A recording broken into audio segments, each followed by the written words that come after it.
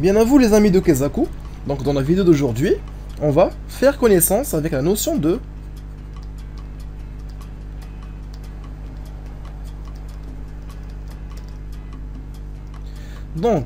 parmi vous, il y a des personnes qui connaissent la notion de la récurrence, tout simplement. La récurrence classique.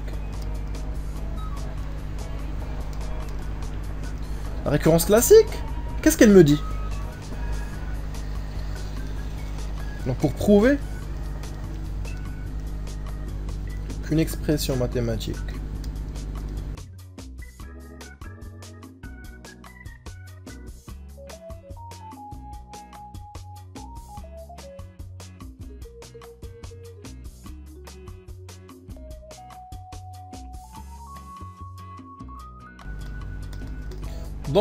la récurrence classique, l'énoncé suivant, donc il illustre très bien comment elle est utilisée. Donc pour prouver que quel que soit n supérieur ou égal à un certain minimum, un certain n0, donc que la proposition mathématique il est vrai, il suffit de prouver que pour ce premier élément, la proposition est vraie, et que pour tout élément n appartenant à n, si p de n est vrai, alors p de n plus 1 est vrai. Donc grâce à la récurrence classique, on peut montrer des résultats qui sont intéressants, comme le binôme de Newton,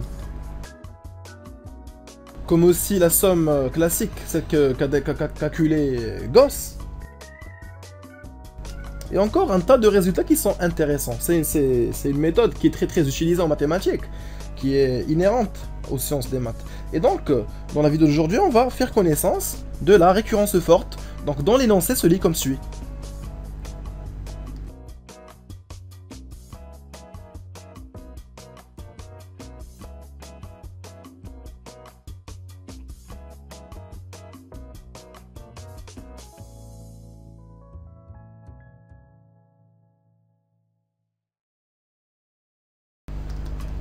Et donc, selon la récurrence forte, pour prouver qu'une proposition mathématique P de n est vraie, quel que soit n supérieur ou égal à un certain n0, bien sûr le n0 il peut être égal à 0, et dans ce cas on se place dans une proposition mathématique que l'on veut montrer dans l'ensemble des entiers naturels.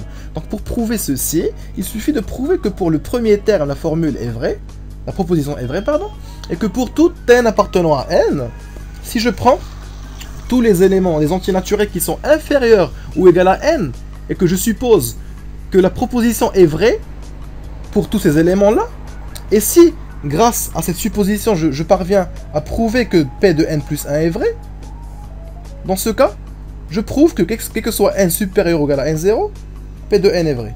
Donc pour avoir une application de cette récurrence forte, on va voir un exemple tout simple, donc un exemple classique, puisqu'il concerne la suite de Fibonacci. Donc, comme nous avons dit, on va s'intéresser à la suite de Fibonacci, donc, qui est définie de la façon suivante. Donc U de 0 est égal à U de 1 est égal à 1. Et quel que soit n supérieur ou égal à 0, Un plus 2 est donné par la somme des termes précédents, c'est-à-dire Un plus 1 plus Un. Donc, si je vous demande de prouver que quel que soit n supérieur ou égal à 2, U de n est strictement positif. Comment allez-vous procéder, si ce n'est par la récurrence forte?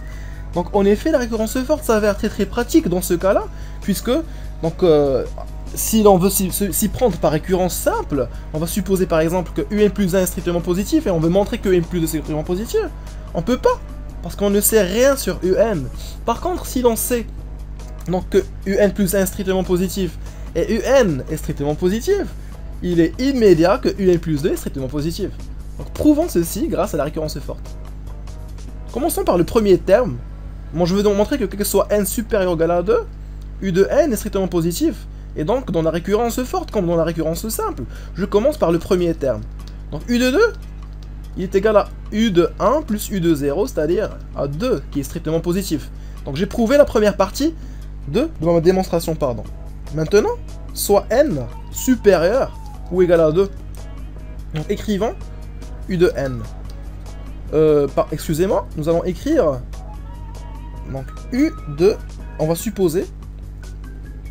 Supposons